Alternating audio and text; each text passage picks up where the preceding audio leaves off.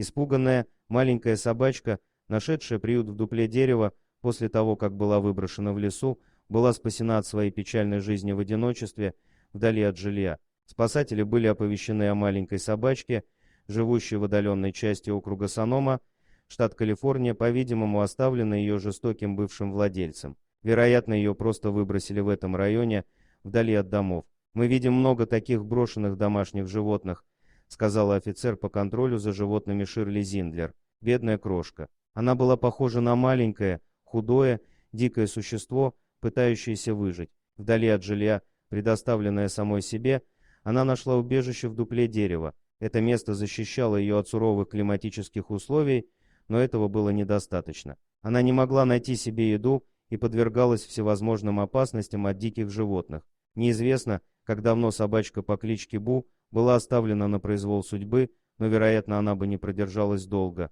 Полое дерево, в котором она жила, защищало ее от непогоды, но было ясно, что она голодает. Когда Зиндлер и ее напарник прибыли, чтобы помочь, Бу была в ужасе и сбежала в свое безопасное место в дупло. Она была напугана до смерти, пыталась укусить, не привыкла к людям. Это была отчаянная ситуация, и мы знали, что должны вытащить ее оттуда как можно быстрее. Возможно, что она боялась людей еще и потому, что ничего хорошего от них не видела. Видимо, с ней обращались жестоко, сказала Зиндлер. Двум офицерам службы по спасению животных потребовалось около часа, чтобы выманить собаку из ее укрытия с помощью еды, а потом, подтолкнув ее к входу в дерево с помощью садового шланга, пока она не оказалась достаточно близко, чтобы ее поймали. Даже после того, как ее накормили и помыли, маленькая собачка поначалу очень настороженно относилась к своим спасителям. Зиндлер считает, что Убу не видела ласки от своих хозяев с того момента,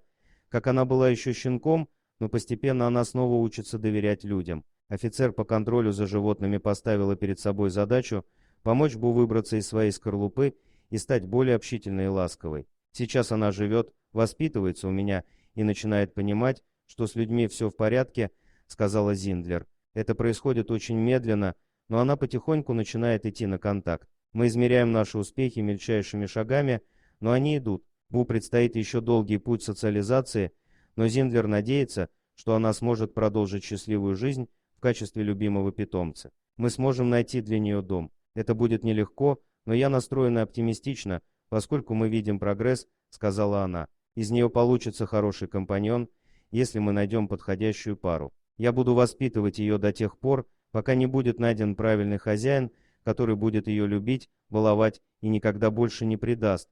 Это потребует от хозяина очень большого терпения. Во всяком случае, собачка теперь находится в безопасности, и впереди у нее только счастливое будущее. Дорогие друзья, если вам понравилось видео, поставьте лайк, а также подписывайтесь на канал, где найдете еще много интересного.